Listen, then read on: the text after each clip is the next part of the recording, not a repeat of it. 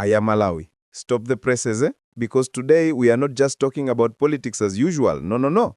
This one has maize bags, secret warehouses, and a sprinkle of drama straight from Blantyre. Kamlepo Kalua has come out swinging like a man on a mission, exposing what he claims are Chakwera's own ministers hiding chimalament for the people. Too. It sounds like a movie, but it's Malawi's real-life plot twist. Now the whole nation is asking, if our leaders are playing with food security, who is left to trust? Komabalenu, this story has twists you won't believe. Stay tuned because we are breaking it down fact by fact, with no fear, no favor, and a dash of sarcasm for seasoning. Welcome to Global Pulse News, where truth meets attitude and politicians meet their karma. My people, it all started on October 16th, a day that will now sit boldly in Malawi's political calendar. Kamlepo Kalua, the man who never minces his words, grabbed the mic and said, "Enough is enough." Imagine the scene, press recorders clicking, phones out, and Facebook already boiling before he even finished his first sentence. He started like a pastor at a revival. Calm tone, then boom. He dropped names, ministries, and accusations that made some officials choke on their tea. According to him, certain ministers in President Chakwera's camp have been diverting government maize to private warehouses in Blantyre, turning relief food into personal profit. Malawi watu, when politics meets chimanga, chaos follows like rain in November. Kalua didn't just rant. He sounded like a man with receipts. He spoke of trucks, 10 of them, moving maize from government depots straight into private hands. He named drivers, routes, and even claimed to have evidence with law enforcers. That's not political gossip. That's a political grenade. And the crowd wowed. Some cheered, some whispered, and some politicians started deleting old WhatsApp chats faster than you can say audit. Transition, eh? But hold on. Before you say Kalua is just talking too much, let's see who he actually accused and why Blantyre is the center of this storm. Fact 2 coming right up. Brace yourselves. Now, this is where things get spicier, Malawi. Blantyre, our commercial heartbeat, has suddenly become the unofficial maize hub, but not for the reasons we want.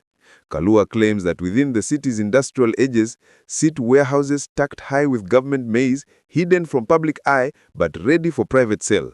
And guess who's allegedly involved? Some of the very people entrusted to feed the nation. Zimenezi indi tu. Zinakumudwicha mtima. According to Kalua, these officials were using state resources to transport and store the maize, then reselling it back to the same government through third parties at inflated prices.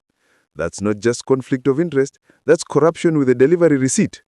He even mentioned certain truck numbers and drivers who could testify if given protection. He spoke about a whole network of middlemen making profits off the backs of hungry citizens. You see, while villagers in Sanje or Chikwawa are waiting for affordable maize flour, someone in a suit is counting cash in Blantyre. Komae Malawi, tikfuna dziko lopanda chinyengo, koma madilowat. Transition, but Kalua knows one truth. In Malawi's politics, evidence is everything. So in fact 3, we'll look at what proof he says he has and whether it can really shake the state house walls. Koma Malawi, this is where the popcorn gets hot. Kamlepo didn't just talk, he came swinging with what he called tangible information. He said he had names, documents, even truck details. The man sounded like a walking audit report, nditu. But here is the tricky part. He didn't drop the full receipts in public. He hinted that some of the info is already with the police and fiscal officers, waiting for action. Now, some people say, if you've got the goods, Kamlepo, show us. Others warn him, Bwana, careful, you are poking lions. Malawi's jungle doesn't play, eh? We've seen whistleblowers praised today and prosecuted tomorrow. So everyone is asking, does Kamlepo really have the files, or is this classic political chess meant to shake the tree before the mangoes drop?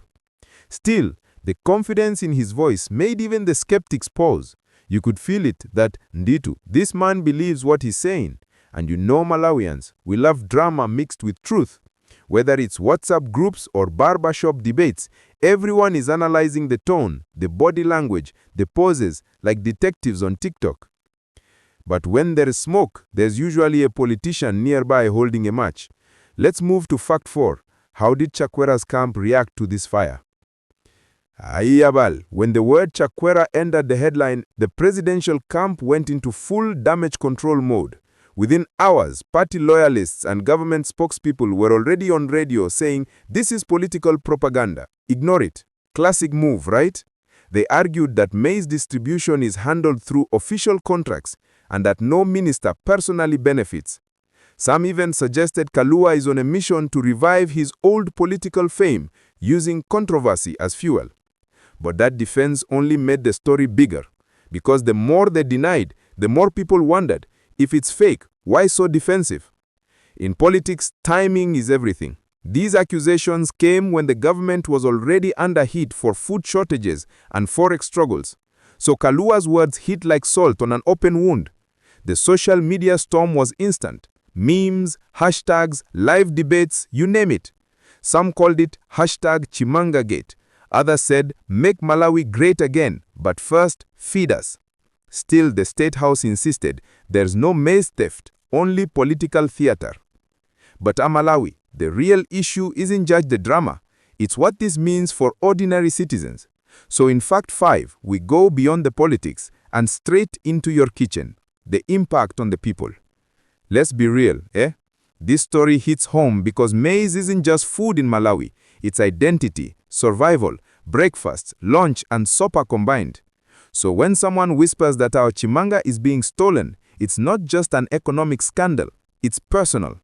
Across villages from Cheu to Mzimba, people are already struggling with rising prices. Families are cutting meals. Vendors in markets are shouting, "Palibe chimanga," and the tension is thick. Then you hear that the same maize is sitting in hidden warehouses for resale. Koma baleinu, that's pure pain wrapped in corruption. Economists warn that these shortages could trigger inflation and unrest if unchecked. Some NGOs are even calling for audits of ADMARC and the Ministry of Agriculture to trace every grain moved in recent months. Kalua's claims might sound political, but the hunger is very real.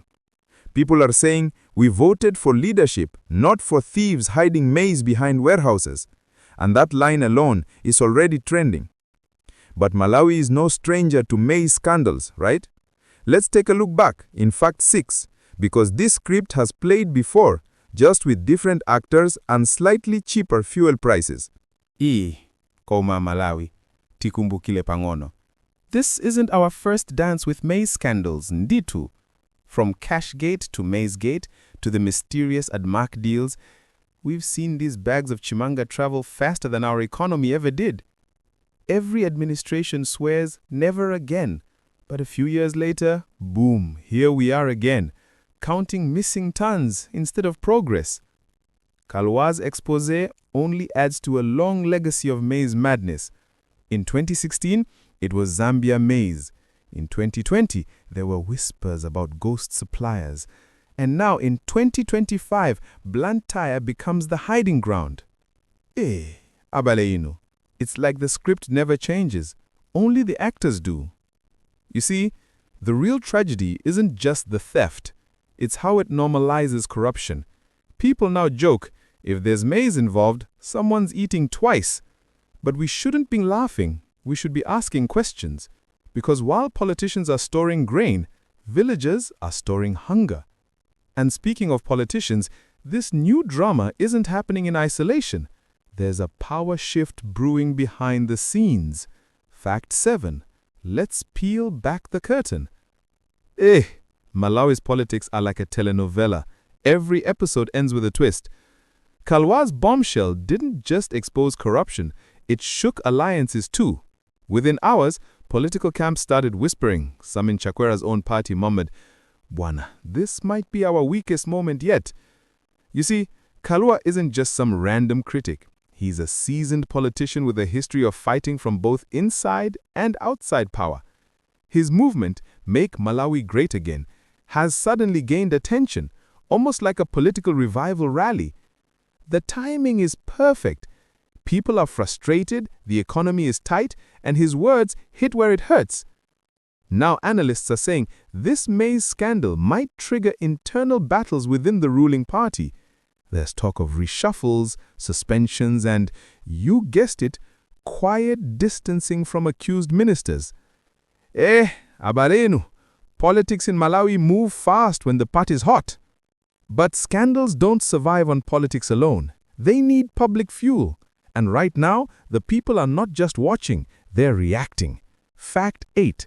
The voice of the streets. Ay. Malawi's social media is on fire. TikTok, Facebook, and WhatsApp groups have turned into investigation hubs. People analyzing every word Kamlepo said, replaying videos, pausing, zooming in, decoding facial expressions. You'd think everyone suddenly became detectives with free data. The hashtags? Wild. Hashtag Blantyre Maize scandal, hashtag Chimanga Chakubisa, hashtag Make Malawi Great Again. They're trending faster than power cuts, due to. Memes are dropping every hour. One even shows maize bags labeled, "For politicians only." Brutal. Civil society groups have joined the noise too. They're demanding an independent inquiry, full disclosure, and criminal charges if proven true. Meanwhile, vendors and farmers are calling radio shows shouting, "Tifuni ni chilungamo," we want justice. For once, the elite scandal has touched ordinary people's dinner tables. That's why this story is so powerful. It's not just a political drama, it's an emotional one. When your food becomes politics, every household becomes a parliament. But the big question now is, what happens next? Kalua threw the match and the fire spreading. In Fact 9, we talk possible outcomes, from investigations to explosions. Yeah, koma Malawi wanga. The whole nation is holding its breath. What happens next? Will we see arrests, resignations, or just another "we are looking into it" statement? You know how it goes. A few press conferences, a task force, then silence louder than a generator during power cuts. Kalua says he's ready to testify, to hand over evidence, to work within the law. But many Malawians have seen this movie before. The soundtrack is always the same. Investigations are ongoing. The villains, they never show up in court, only in campaign posters. Still, the pressure is real this time. International partners are watching, donors are raising eyebrows, and local watchdogs are sharpening their pens. If government ignores this, it risks confirming every suspicion the public already has.